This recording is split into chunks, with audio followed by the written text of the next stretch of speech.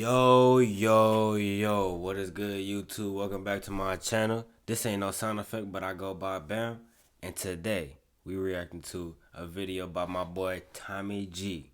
Now, if y'all don't know who Tommy G is, he a white boy, he walk around, go to the most dangerous hoods, and be doing and talking to people, and he just be out there. He just be out here.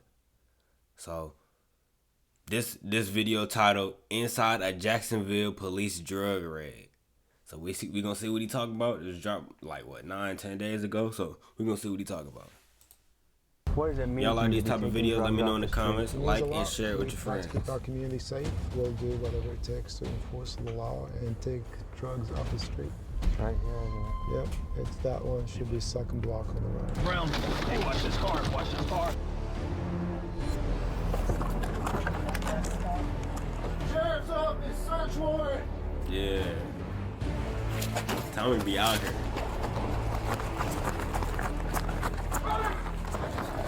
Stop running! And like usually his videos don't even be involving the police. He just be out there with like the drug dealers, game bangers. He be out there just kicking it type shit. Like. The dramatic music is crazy.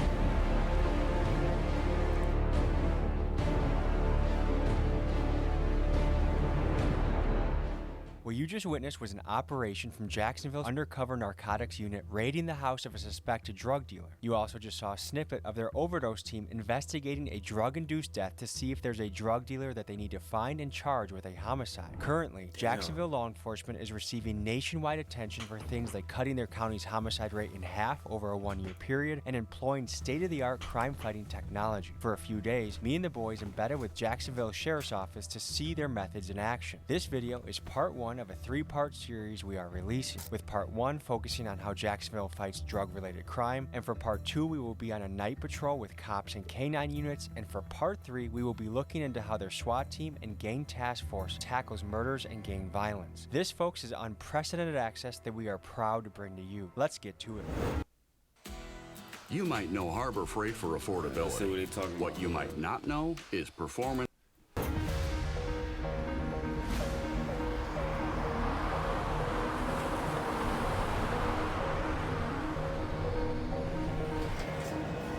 Folks, we are pulling up on an undercover drug raid.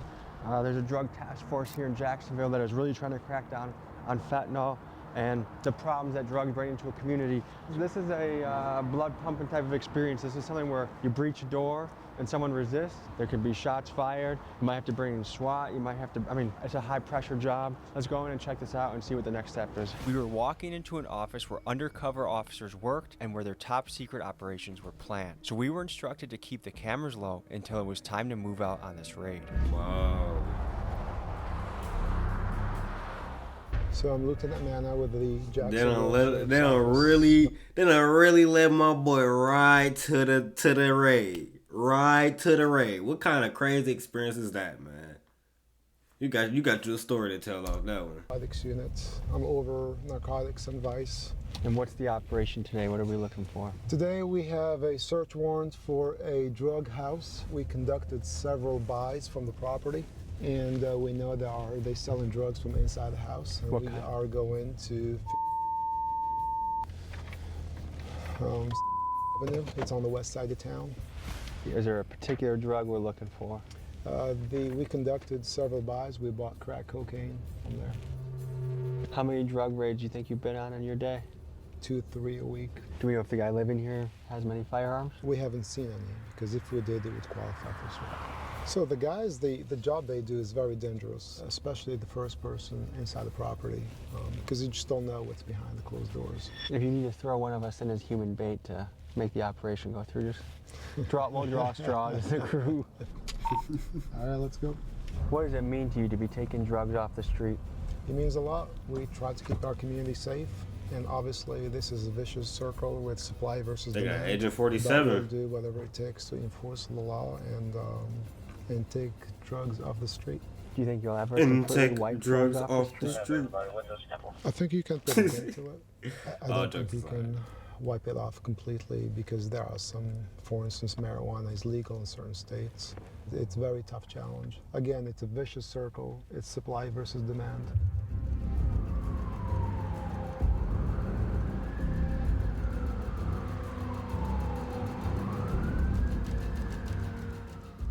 that guy going right there? He's going in? Yep, he's going to the door. All right. Okay, yeah, we're gonna take him too. Right here. So we gonna take him too? Should be some block on the right. They not playing. Door looks to. Door's brown. Hey, watch this car. Watch this car. Yeah, man. The Jump Out Boys. Sheriff's office, search warrant.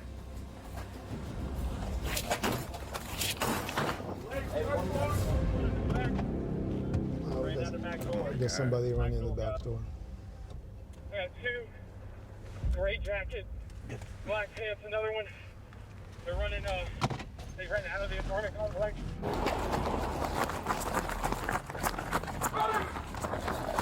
Stop running!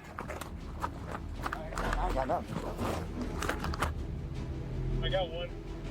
The other one with the gray hoodie, I don't know where he went. Stop running! 4-5 Mike's running in the back.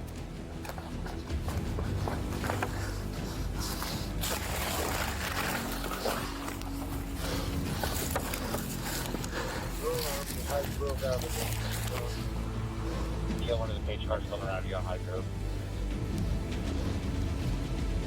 Susan That's Crawford is backed by those who crazy. want to remove Hawked pregnant women him from this down. country. They want Hawked to erase him pregnant- down. He was not playing with that boy.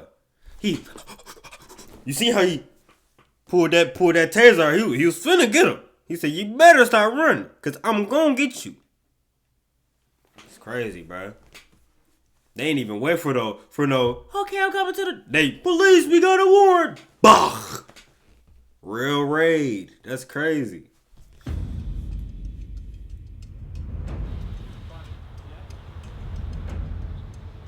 That's crazy. Undo your handcuffs? Loosen. I can fit a finger in between there, buddy. That's kind of what we got to do. Hi, y'all ready? So, in this case, we got a bunch of crack cocaine. We have a lot of powder cocaine. We got some beakers, a bunch of drug paraphernalia, scales. So obviously, we got to say that was successful. Is crack cocaine as common as it was in early 2000s? It still is, I would say, crack cocaine, yeah. How would you classify this bust? Small, medium, large? Probably a medium scale, too small. That Small is to medium. crazy. How many people in custody? So far, 3. And obviously, we have a baby now, so we're trying to get hold of the mother. Apparently, she's at work, so she'll be coming back. What goes through your head when you see a baby inside one of those houses?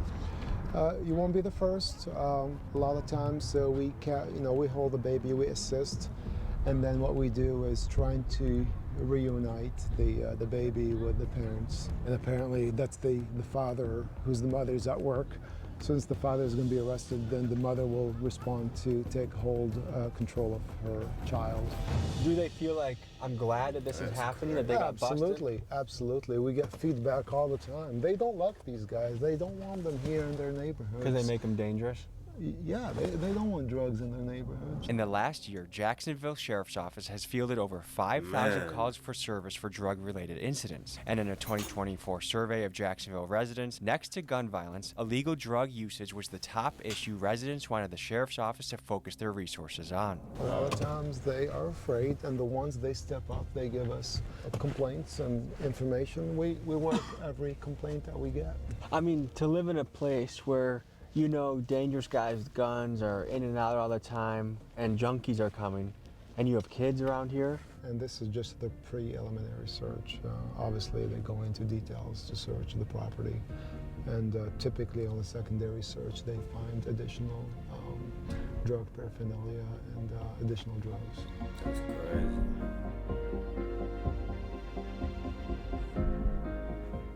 Our overdose deaths are down significantly year over year here. This is Vic Michelucci. Previously, he was a Jacksonville investigative journalist who won Crime Reporter of the Year. He left his 14-year career to run communications and media for the Jacksonville Sheriff's Office, and he is the one that opened up the doors for us to be here today. Fewer people are dying. And this is just one part of that Yeah, initiative this or that is a push. part of that. Yeah. But as you saw with that situation, not only did they find drugs, they found at least one gun. And a lot of times when you see drug sales, you see firearms, and that leads to violence. the murders Factual that come statements. That's crazy. with the marijuana trade. I'm gonna tell you, I've worked murders where a pound of marijuana Hold was on. stolen. Hold and on. people get killed. We ain't gonna talk about It may not seem how Playboy cool as hell. We not gonna talk. We not gonna the skip murder over that. comes Hold on. with the marijuana trade. I I've worked- know you see the Gucci shades. I know you see the Gucci shades. That boy is not playing with you. TK Waters. Oh, I just know they around the office talking about, yo, TK. I know they in the office saying that he cool as hell. You could just tell. I should have knew off the ring that he was wearing. Hold on. Let's talk about that. Where a pound of marijuana was stolen. Let's talk about and that. people get killed for it. It may not seem like. Do a you big see this deal. ring on his finger, bruh? You should have known he was the one. He the one. Oh, I know he walked around the office cool as hell. to the populace or to people that are advocates for marijuana, but that's a big deal. One life, I always say to everybody, is too many. Look, there was That's that kid crazy. there. I mean, that kid was what, maybe 1? All seriousness, all right, we I back to don't think serious. there's any excuse for that. Yeah, Whether you're dealing drugs, doing drugs, around people that are doing drugs, to expose that child there, and we've had multiple issues of accidental overdoses with kids, and we've put that out, and thankfully the most recent instances our officers were able to save those kids. But imagine having to give Narcan Man, to a 1-year-old. We just got to watch a Man. successful raid I take can't down even an barely armed look crack at that. dealer. That's But crazy. Jacksonville's war on drugs has another side to it, the Overdose Task Force. Whether we'd meet them, this trip depended on one thing, an overdose happening while we were in town. Early Saturday afternoon, that call came in. what? We've been on standby the 4 days we've been in Jacksonville for when an overdose happens, we're going to get the call. Unfortunately, it's 1:20 on a Saturday, and we're responding to the scene of an overdose. This is hard to walk into. I mean, you're walking into a family's worst nightmare with cameras, and we want to be respectful of what they're experiencing, but also convey something that happens every day around America in a real way. So, we'll see you on the scene.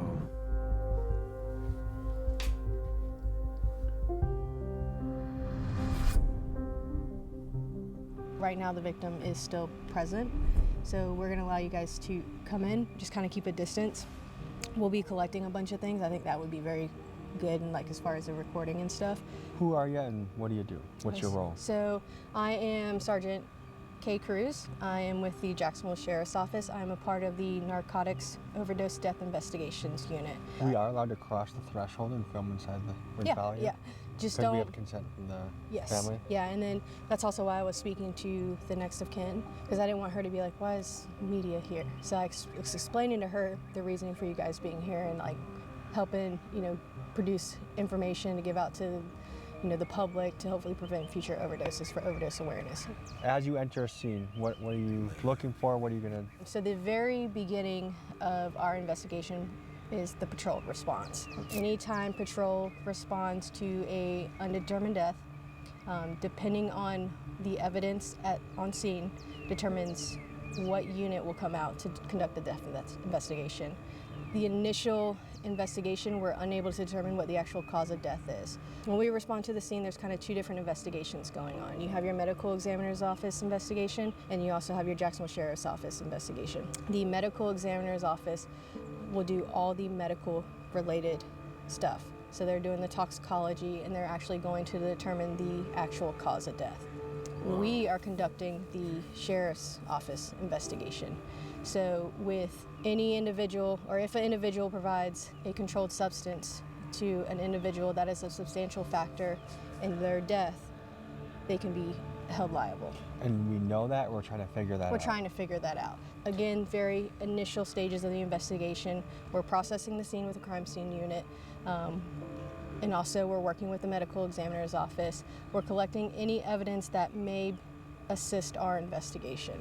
What has you wearing a mask to the scene? We wear those to protect our identities because a lot of us work in an undercover capacity, so that's why we wear the mask, because we're out in the public. So we just try to conceal our identities from members of the public, because you never know if someone here at the scene provided drugs to the victim or if any of these people could potentially be a suspect or a drug dealer for a case that we encounter later. Is it possible that you might find the dealer, you might do an undercover buy from the same dealer that sold here? Yes, it's possible. Because that way you're familiar with the case. Yes. Have you ever been in a sketchy situation? A lot of them. Explain one of them. I've been locked in hotel rooms with drug dealers before. Sometimes they'll do that to make sure like no one's coming in behind you, so you're in there with them trying to buy drugs, and they'll lock the doors behind you. You know, they have guns on them. They have drugs there. There was a case in Miami recently where they made an undercover actually smoke fentanyl just to say that he wasn't an undercover. Oh, wow. He passed away?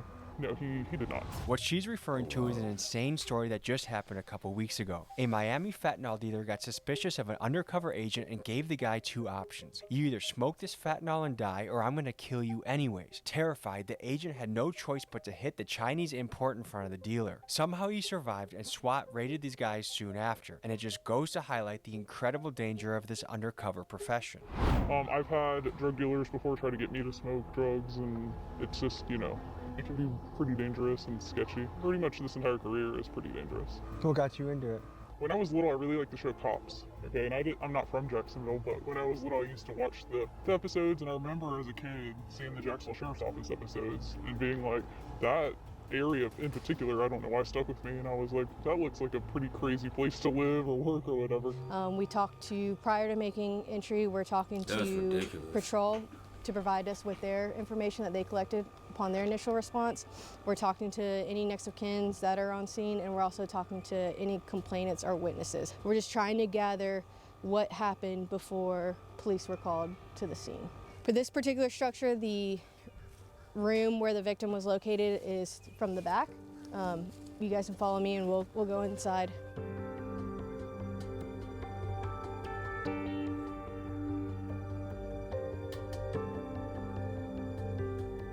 What are the primary things we're looking for? Where are your eyes going right now?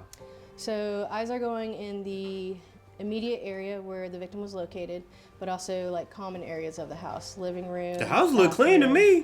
We're checking for any paraphernalia. They in there ODing? That's related, crazy. And, any additional narcotics or any paraphernalia, to even include like little baggies that could have been packaging for narcotics. I've been working narcotics related investigations for a little over 7 years now. I've been working narcotics overdose death investigations for approximately 3.5, 4 years. What got you into the overdose unit? I enjoyed working narcotics investigations. I noticed that before the creation of this unit, homicide was responding to these types of investigations. And prior, this was kind of before it became, we fell under the Florida state statute of murder. Once we started falling under that Florida state statute, we were able to dig deeper into different types of investigations. Florida lawmakers are not alone in expressing the sentiment that a drug dealer should be subjected to harsh penalties, particularly if they can be tied to an overdose death. In fact, just recently, Trump made headlines again by stating his long-term position that drug dealers should receive the death penalty. Unless you have the death penalty for drug dealers, you'll never get rid of the drug problem. Put that through your head. As someone who knows the drug dealing black market much better than Trump, I think the numbers he's throwing out are extreme exaggerations that have no root or basis in fact. A drug dealer will kill 2,000, 3,000, 5,000 people during the course of his or her life. It really depends on what someone's selling. If someone has sold fentanyl, obviously they have a much higher chance of causing an overdose death. But for some guy trapping weed, it is actually impossible that anyone has died as a result of his drug. It says on the DEA's own website that no one has overdosed from marijuana, and yet it's still a Schedule I drug. However, I do agree that a drug dealer needs to be held liable if what he sells kills someone. The question is, to what extent? What do you guys think in the comments? Should a drug dealer be given a death sentence if they cause an overdose death? I found interest. Put the question on the table. Now, I'm not gonna hold you. Like what he was saying, ain't nobody overdosing over weed. So, yeah, you can't really put no weed dealer into no conversation like that. Now, if you sell somebody something and they die off that shit, bro, that's crazy, bro. Yeah, I'm not gonna lie, you need to go to jail. Like, why are you selling people stuff that's gonna kill them? I'm not gonna lie, let's really sit here and think about that shit. Yeah, no. I'm not gonna lie, bro. That's a thin line. Like, death penalty is like, all right, cool. Don't nobody like deserve to die, but like, you just killed somebody. So like, I see why they contemplate it. I'm not gonna lie. Not only giving closure to the family of the victims, but putting all the pieces together to try and determine who actually sold illegal drugs to the victim. How many calls like this a week do you typically respond to? The overdoses, they come in waves.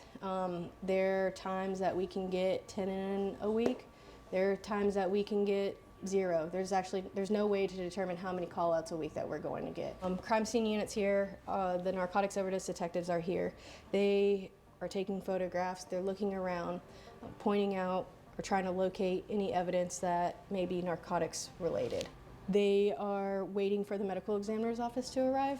Once the medical examiner's office arrives, that's kind of where we're now dividing into like 2 investigations, but we work very close together. Like I said, I think the more information we get out there to the public, make aware that it's not only fentanyl. Yes, fentanyl, that's what we're hearing in the news. It's a dangerous, deadly drug, but any illegal substance can cause a death.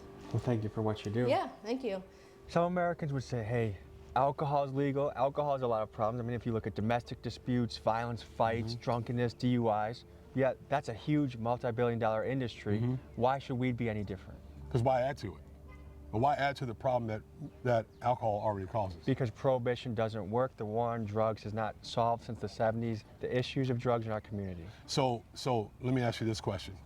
Because we should legalize marijuana because people like to smoke it, we should legalize cocaine, methamphetamine, we should legalize fentanyl, we should legalize all those things? No, of course not. Just because people like it, there are certain things that you just shouldn't do, and I think the government should uphold a standard. So what gave you reason to believe that this could be a narcotic overdose? They going through the levels, bro. There's levels to it. So, based off the evidence that is located at the scene of a death, so for this particular incident, there is narcotics paraphernalia and additional narcotics on scene. We cannot on scene determine the cause of death. That will be for the medical examiner's office investigation. Because of the evidence that is located on the scene, we want to get a jump start on our investigation. So the van actually pulled up super close, and we're keeping family further out, so it should be okay.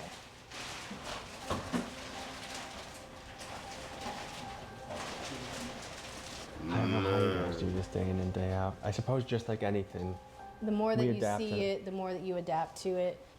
And like I said, with these investigations, it affects the family more than anything.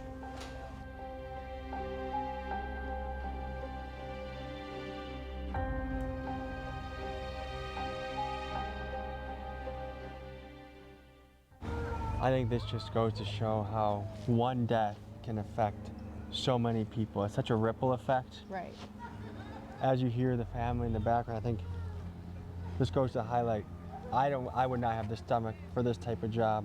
And there's the fact that people like you are boots on the ground. I could not be in the field doing see some of this look death in the face almost on a daily basis sometimes and have to deal with families and all the thing that come with it. I mean, right, I will say that making that next of kin notification is the worst part about our job, because we're having to tell a loved one that their loved one is no longer here. Yeah, that's sick. What I've seen in my own family, and there's not one person with the reach drugs has. You could be in a mansion or you could be in the poorest of the poor. There's not one family in America that probably doesn't have some impact of drugs hitting their family or alcoholism hitting their family. Right. It's just such a heavy job. And then this is the other thing is I think like this gives me perspective too, because sometimes it's easy to look at a dealer and be like, oh, he grew up in a messed up neighborhood with a messed up childhood and he's just trying to make some money to put rent on, to pay the rent. But then when it has the impact like this, it makes an entire family gather and cry, then you have a little bit more of a, well, when they get raided, you know why. The drug dealers know.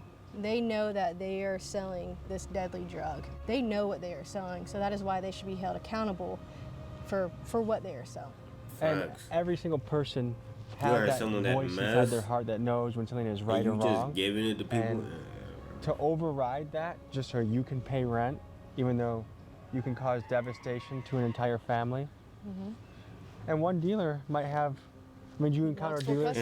And see, that's what it is, bro. It's really the drug dealers that's out here that's really taking advantage of they people, bro. Like you know what I'm saying? Like they knowing that you got a problem or whoever it is got a problem. You know what I'm saying? And they like, oh, I don't even care nothing about that. I'm gonna keep woo woo. You know what I'm saying? They don't care nothing because all they talking about is some money. You know what I'm saying? That's crazy, bro. Yeah, bro.